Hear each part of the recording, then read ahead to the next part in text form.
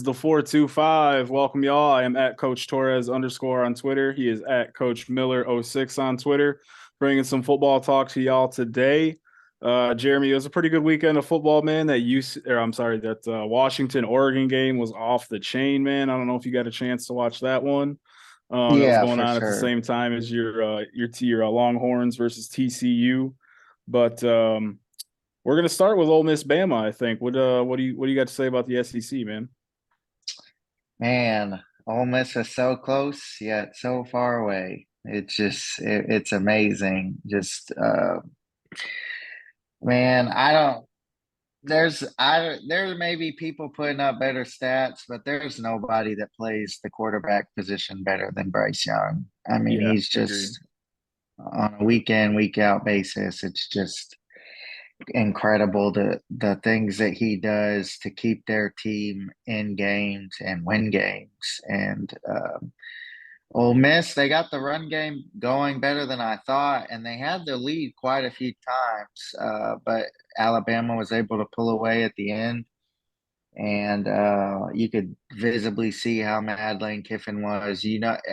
This is probably the one game a year he wants to win more than any other, and Yeah, you could man. tell he was mad. We've But all, hey, without as Zach, as coaches, we've all been there. Like that look on his face of like you said, like they're so close, and they did so many things right and so many things well. But then Bama was just Bama at the end of the day, man. And Bryce Young, yeah, like you said, nobody has the poise and the moxie that he has. It's rare in a college player, but we'll talk about that all off season. yeah. And then we'll move on from that game. We got LSU kind of running the table. They got scared in Fayetteville. It was a very sloppy and ugly game. What you kind of expect after playing such like a monster game at home, and for them to go on the road in Fayetteville, which is not an easy place to play, but you'd expect them to play a little better, especially with them having a backup quarterback. But single-handedly, freshman Harold Perkins just absolutely takes over that game defensively. 4 sacks, Yep. 2 forced fumbles, constant pressures, quarterback spy on Malik Hornsby, and he was just, man. He's gonna be LB1 in 2025, and I can write that shit in pen. That's just the way it's gonna go. And LSU, man, they with that win and Ole Miss's loss, I wouldn't have thought that the West would be wrapped up sooner than the East, but through Right. 11 weeks, here we are. Yeah, that's wild, man. When you consider Georgia being is pretty much going to, assuming they went out, which is a fair assumption, they're going to go wire to wire number one. Um, yeah, the it was a sloppy win, like you said, kind of to be expected, coming off of the high of beating Bama at home last week the way they did, and then you have the weather in Fayetteville. They woke up to ice and snow, and their solution to the ice and snow on the field was to put water on it. And things turned out all right there because it got a little warmer, obviously, and it didn't, it looked cold, but you didn't have the wetness during the game. LSU had hot chocolate and chicken broth and all sorts of stuff on the sidelines, and it was like 45 degrees out, man. Yeah. But yeah, man, Brian Kelly 1 for 1 on SEC West titles. Who would have thought? Jimbo sitting 0-5 with his 3 wins and his most talented team in the country down there in Aggie land. It's really funny. Me and you kind of have a love-hate relationship with Brian Kelly, just with all the like dodging he did of Michigan, just refused to play him, and he was we did like him at first at the beginning of his career because he went from Grand Valley State to moved on to other programs and Yeah, did well, and he did that Midwest climb of big D2, winning at D2, and what was it, Central Cincinnati and then Notre Dame. yeah. Yeah, man, like there's a soft spot in my heart for him. Grand Valley, because I'm a Laker myself, and like he's everything's named after him out there football wise, Kelly Family Sports Complex and whatnot. But yeah, he's kind of an asshole, and he's just got a look about him, and like he's pretty unlikable from afar. But Yeah. in his little press conference gaff early in the year when he was chastising the reporters for being late, and the one snap back at him, maybe we'd be on time if you won and all that. So like he's not super likable, but No. he wins football games, man. He's a good football coach. Like I more than respect him as a coach. Yeah. Our fantasy group chat might be disappointed to hear that because they talk a lot of shit about him in there, but like he wins football games, man, and he stepped into LSU and not exactly a difficult place to win football games, but he's getting the job done, and let's see if they can give Georgia a run for their money. Yeah, I mean, Georgia really has Kentucky on the road this weekend, and that's really the only thing keeping them from going to the. I mean, And that's not Georgia looking Tech. like that much of a test anymore either, the way they've been playing. Yeah, yeah, the way Kentucky's played really bad lately, it's been awful. But so yeah, we're one game away from that being the SEC matchup. I know that they end the season with Georgia Tech, but that's not going to affect the SEC standings, regardless of Georgia Tech miraculously pulling an upset. Right. It was interesting because Missouri tried to play the same tactics and try to play a bunch of two-man versus Georgia, and for a while it worked. Ennis Rakestraw, a young safety out of at University of Missouri, he was playing phenomenal early in the game, and they were keeping Tennessee at bay. And then Tennessee went on a roll, and I think I could be mistaken, but I think Joe Milton got in the game late and threw a late touchdown pass. It's pretty wild. I would hope so with with the amount that they blew them out, man. Because yeah, that was the last time I saw that game was 28-14, and the next time I saw it was 66-24. And yeah, and I was like, damn, bro, like what happened here? But Yeah. yeah, Yeah, man. I mean, Tennessee's rolling. What's that, Cody? Joe did get in the game. He went 3 for 3 for 105 yards and a touchdown. Veer and shoot stats, man. That's Yeah. I mean, we envisioned him doing that at Michigan a couple years ago, but he couldn't hack That it. was short And lived. Yeah. very short lived and cost a couple people their jobs, we believe. So Yeah. um yeah, what else happened, man? The ACC is just kind of a wreck. Um Yeah, man. you Just sent me another. you sent me ACC with a garbage can emoji on Saturday night. Like it's not good, man. BC knocked off what BC beat North Carolina State, right? Yeah. Yeah, and A two win Boston College team went into NC State. they got beat by UConn. Yeah, Yeah. that Michigan beat 59-0 and is now bowl eligible. UConn bowl eligible. How about that? Yeah, and yeah, it was UConn considered and one of Kansas Clemson's bowl best eligible. wins. Yeah, and that was one of Clemson's best wins was that NC State North game. Carolina And State. Yeah, yeah, who is now soap and will be going bowling, but is just completely not nationally relevant. What else we got, man? TCU survived one. I guess I shouldn't say survive. Pulled one nah, they out. dominated. Yeah. I mean, the Yeah, score wasn't that much, but it was one of those games where you were just waiting for TCU to pile on, and it didn't really happen until later on in the game. But yeah, which is a credit to the development of the Texas defense from one year to the next. But if I can go on like a little Texas rant for go a on little it. Yeah, bit, man. and Yeah, just man. The floor's up. We don't have you have a full Michigan podcast to get into all that. You don't have a Texas podcast. yeah, So yeah, take it over, man. it's just I I will say I predicted Texas to go 8-4, and so they still have that. They're still on track to potentially do that, which is fine.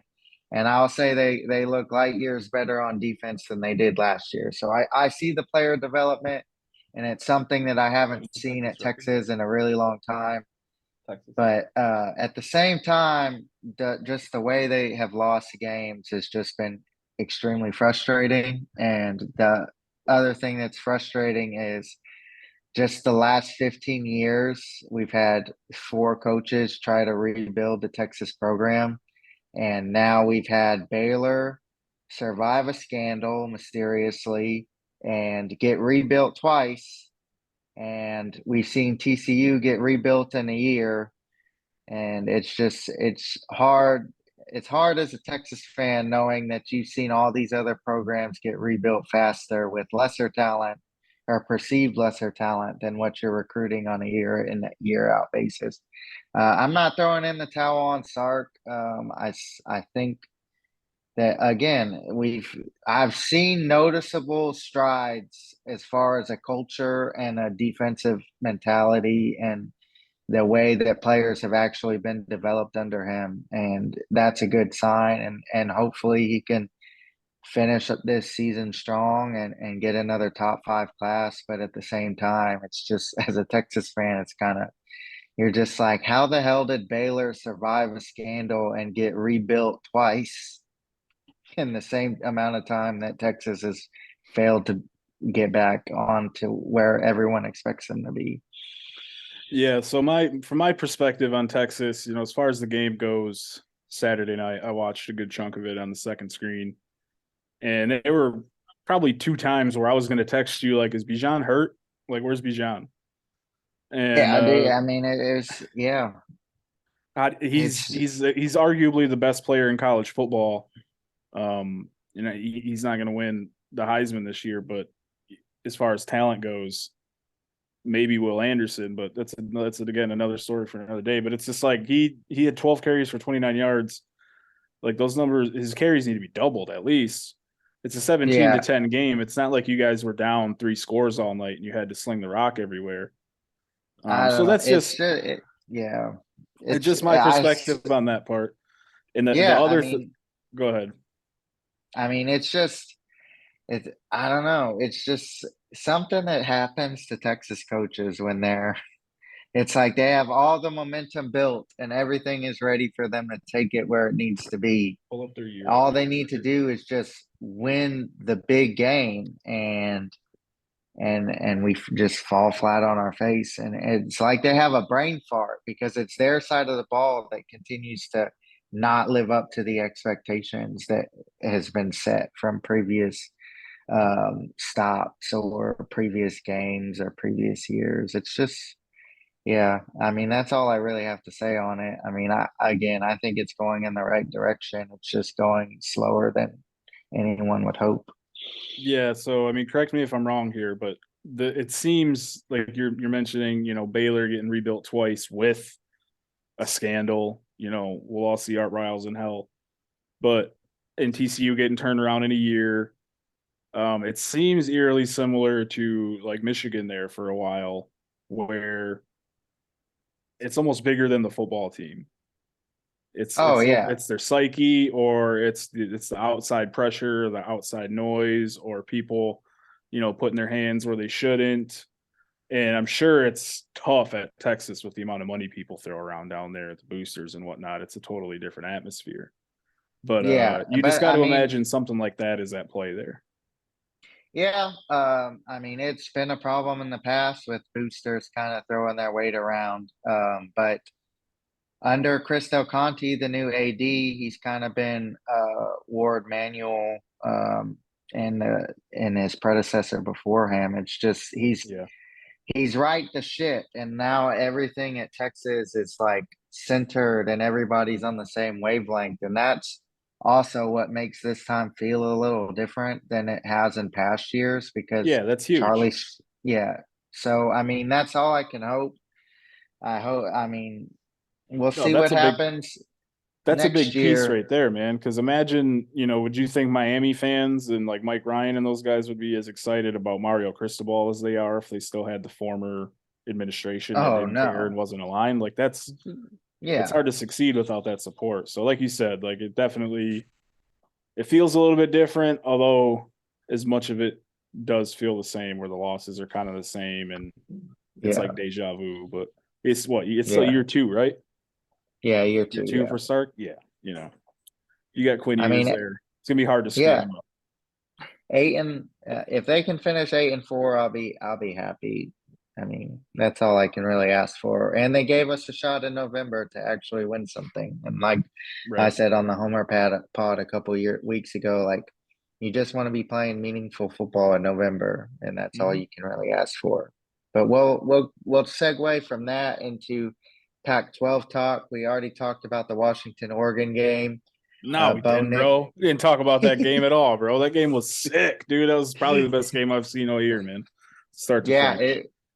I mean, it was just score after score and lead Yeah. change after lead change, and Bo Nix doing some Bo Nix things that probably cost him like a Heisman campaign. Yeah. Could have. I mean, they Uh, cost themselves a shot at the playoff there.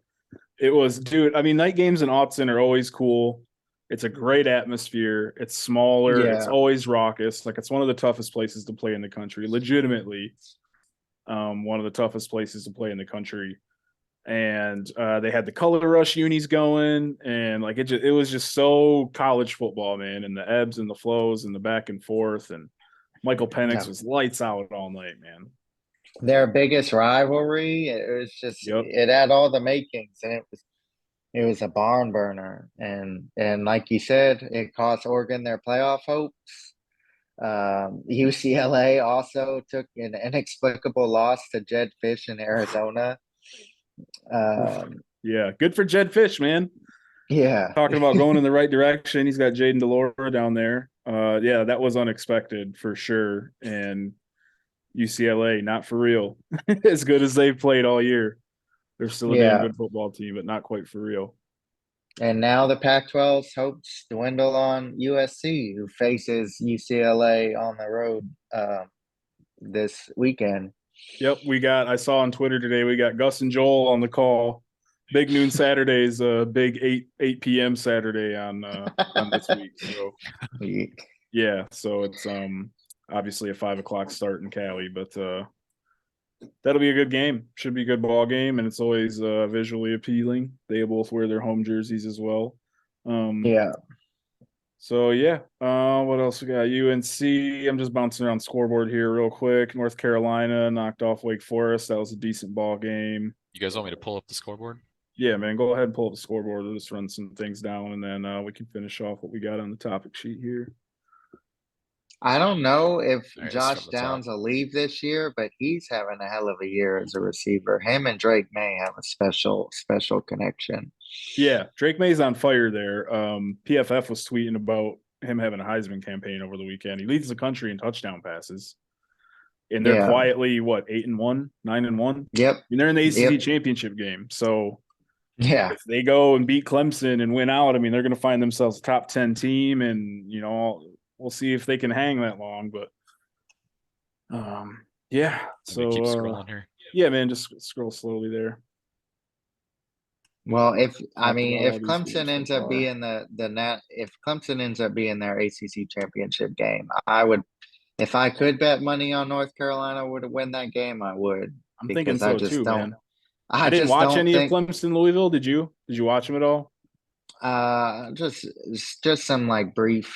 I didn't watch them in full, but I watched Yeah. some of the game, and Louisville was hanging with them, and DJU kind of got back in a rhythm. 19 of 27 for 185 and a score from DJU. And then does that say Will Shipley? Oh no, I'm sorry. The rushing. Shomala. Okay. I thought it said he was their leading rusher, and I was surprised to see that. He had less carries, but he did rush for more than Shipley. Interesting. But yeah. Enough of that. I just don't think that Clemson will have to win a shootout with North Carolina, and I just don't. As bad as North Carolina's defense is, I just don't know if they're capable of doing that. Yeah, we'll preview that when we get there, because I was going to say, yeah, they're definitely not winning any shootouts, but is that defense good enough to prevent anything from getting into a shootout? But anyway, Penn State destroys Maryland. Maryland continues to be like one of the best teams in the country in September, and then one of the worst teams in the country in November, which is not a good trend. But No. I mean, that's kind of what they're going to be, though. Like, maybe not terrible and early and this and that, but like they're going to win 6, 7, 8, maybe 9 games a year at their best. And I think they should be happy with Mike Loxley. Yeah, they Boston should be. I mean, College knocks off NC State. it's been so much better under Loxley than it's been in the previous 10 years. Yeah. and UCF over Tulane. I didn't get to watch that one at all, but we're definitely going to have to pay attention to Michael Pratt This was a come good draft one. season. Notre Dame Navy was a good one. Yeah, Notre Dame was up 35-12, I think, and Yeah, then Navy and scored then 20 unanswered or 19 unanswered. yeah. That's crazy. That's not. It How do you just get that with the triple? Like with the veer, it just doesn't. And Mike Golick Jr., Doesn't I make think sense. he said it best. He was like, for those wondering how Notre Dame blew that big lead, he's like, I would like to thank you for only watching one Notre Dame game this year. That was last week when they beat Clemson. Yeah.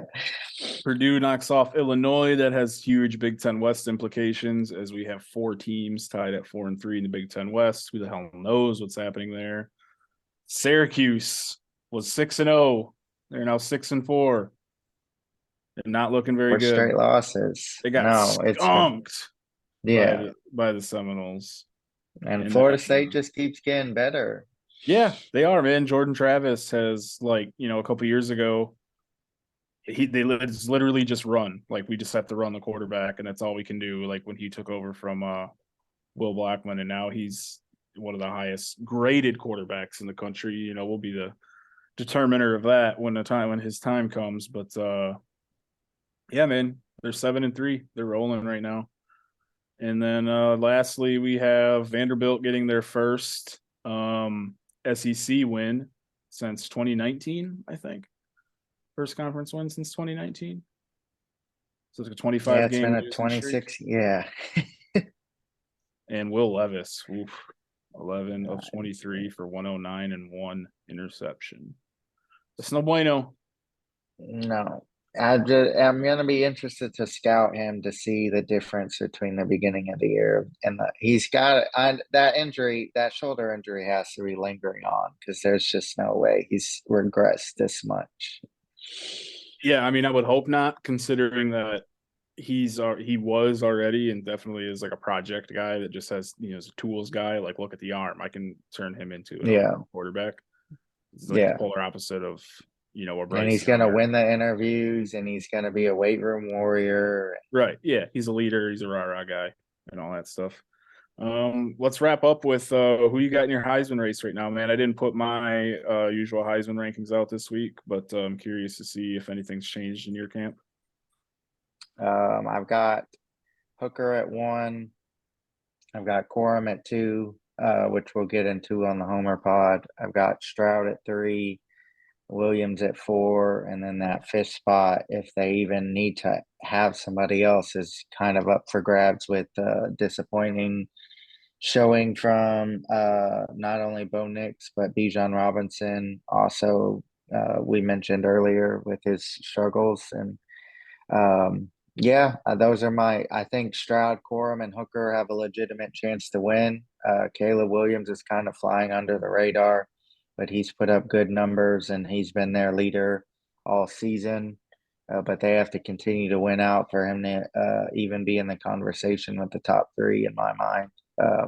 I think the game at the end of the year is going to kind of probably set who wins the Heisman in my mind. And really, I mean, we didn't touch on it, but since we're talking about CJ Stroud, Ohio State was bound and determined to prove that they weren't a finesse team, as we've been calling them the last 2 weeks.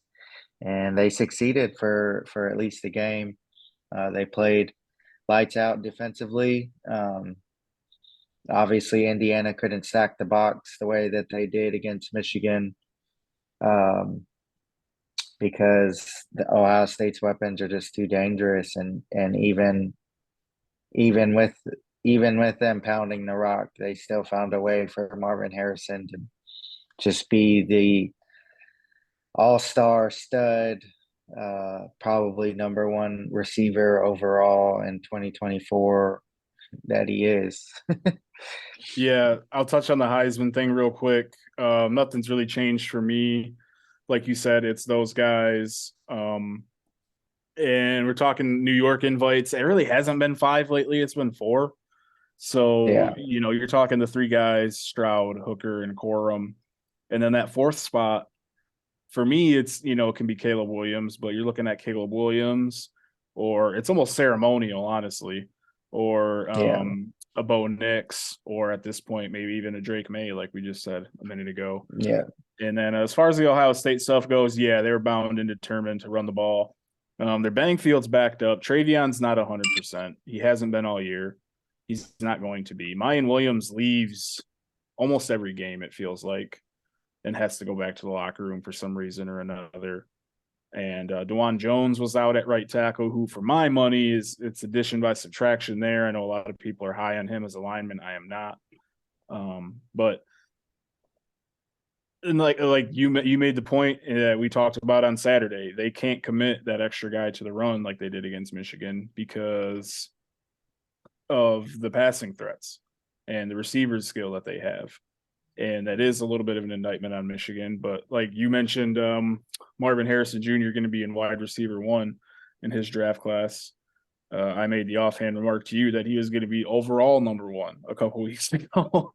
And then you reminded me of the quarterbacks that year, and I walked it back a little bit, but that's just how like impressive he is. Like he's going to go top 5 because he's he'll probably most freaking likely go top monster. 5. He's a monster. It's like if Jadeveon Clowney lost 30 pounds and played wide receiver and had like Calvin Johnson's athleticism. And his dad is one of the greatest receivers of all time also. Yeah. Like it's make him in a lab, Yeah. It's nuts. But let's real quick. Next week's games, Cody, could you pull those up? Mm-hmm. Do you guys want to know how Vegas has the Heisman watch out of curiosity? Yeah, if you've got it, you can go ahead and pull it up. They got Stroud 1, Hooker 2, Corum 3, Caleb Williams 4, and they got Stetson Bennett at 5. Ew, Stetson. Oh wow. It's, wasn't expecting that, but updated No. 5 minutes ago. No, but it's fairly accurate. So next week we've got Maction, of course. What do you want? Tuesday. Next week's slated. This weekend slated games. there's some pretty good ball games this weekend. UCLA, USC's the headliner, obviously, That's in the evening. Can but you the see Big this Ten all right, or West do I is gotta on zoom the in? line. That's fine. Big Ten West is on the line. Let me know if I'm scrolling too fast. I don't know what you guys want to talk No, about. a little faster, honestly. Michigan, Illinois at the nooner. TCU Baylor rivalry game is always closer than what it should be. Baylor could pop up and knock them off real quick. Yeah, I That's think not out of the realm of possibility. TCU's gonna run the table, but if they're gonna lose, it'll probably be Baylor Yeah. of their remaining games. Ooh, Miami, Clemson. That is noteworthy to Jeremy and I from the Dan Lebitard show. We'll just keep moving on. Texas, Kansas. That's going to be a tough ball game for the Longhorns. Kansas kind of had y'all's number the last couple years. Yeah, it's gonna be. Sorry, but I mean, the rest of the year is going to be a struggle. We end the season with Baylor at home, so like you it's said, not you got to two win out to gimmies. get to 8. No, not at all. Not by no means. USC, Yep. UCLA. Whoops. Ole Miss, Arkansas could have a couple fireworks late, and then USC, UCLA. LSU has their week late season cupcake. Utah, Oregon kind of lost some luster, but it's lost still some going to be a good but game. yeah, that's still going to be a late good one. football game, though. That'd be a good game to chase. Good game to chase. So, all right, man. You got anything else you want to add? No, I mean Georgia's the number 1 team in the country right now. Ohio No doubt. State would probably be my number 2. Michigan would be at 3. TCU's at 4. And then 5 and 6 is probably a mixture of just whoever you kind of want. We'll see. Yep. You can find us on Twitter, Facebook, Instagram, TikTok, Patreon, and YouTube at the 425. If you made it this far and you're listening, please give us a comment, give us a like, give us a share, tell a friend, subscribe, unsubscribe, resubscribe, do whatever you can to get our algorithm up. That's what we're doing, and we appreciate you doing the same. So thanks for listening, and you guys can catch us over on the Homer Pod. Later. But that's how I am.